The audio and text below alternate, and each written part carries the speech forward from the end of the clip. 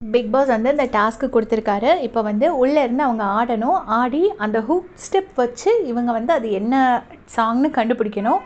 சும்மா வாயால் ஆக்ஷன் காட்டக்கூடாது. அதுக்காக வாயில் பிளாஸ்டர் போட்டிருக்காங்க. அதே மாதிரி டம்ஷராட்ஸ் நீங்கள் விளையாடலை, நீங்கள் சாங்குக்கு டான்ஸ் ஆடணும்னு கிளியராகவே பிக் பாஸ் வந்து சொல்லிட்டாரு. இப்போது ஃபஸ்ட்டு பாட்டாக வந்து என்னென்னா ஜிங்குச்சா ஜிங்கு ஜிங்குச்சா அந்த சாங் போட்டிருக்காங்க.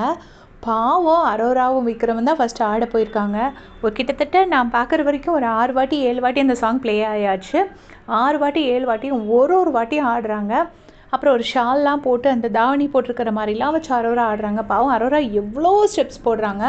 ஆனால் எஃப்ஜேயும் சுபிக்ஷாவும் தரையில் உட்காந்து ஏதோ சும்மா சினிமா பார்க்குற மாதிரி, பாவம் அவங்களுக்கு தெரியல, அது அவங்களோட மிஸ்டேக் இல்லை, இருந்தாலும் 2 பேரும் ஏதோ சினிமா பார்க்குற மாதிரி கூலாக உட்காந்துருக்காங்க. அவங்களால கண்டே பிடிக்க முடியல. அரோராலாம் பயங்கரமாக டயர்டாயாச்சு. நான் கூட சரி ஒரு சாங் ஒரு வாட்டி ப்ளே பண்ணுவாங்க, கண்டுபிடிக்கலைன்னா நெக்ஸ்ட் சாங் போயிடுவாங்க அப்படின்னு நான் நினச்சேன். பட் ஒரு சாங்கே ஒரு 6 வாட்டி ப்ளே பண்ணியாச்சு. இதே மாதிரி எத்தனை வாட்டி ப்ளே பண்ண போகிறாங்கன்னு எனக்கு தெரியல. ஸோ மற்ற டீம்ஸ்லேருந்து வந்து இவ்வளோ நேரம் ஆடுவாங்களா? நான் பார்வதி கமருதீன் டீமில் பார்வதியும் கமருதீன் தான் ஆட போகிறாங்க. அந்த கானா வினோத் அண்ணா டீமில் 2 பேர் ஃபஸ்ட்டு வந்து சாண்ட்ரா போகிறேம்பாங்க, அதுக்கப்புறம் அவங்க வேண்டாம், ஏன்னா கண்டுபிடிக்கிறது தான் கஷ்டம் அப்படிங்கிற மாதிரி முடிவு பண்ணியிருப்பாங்க.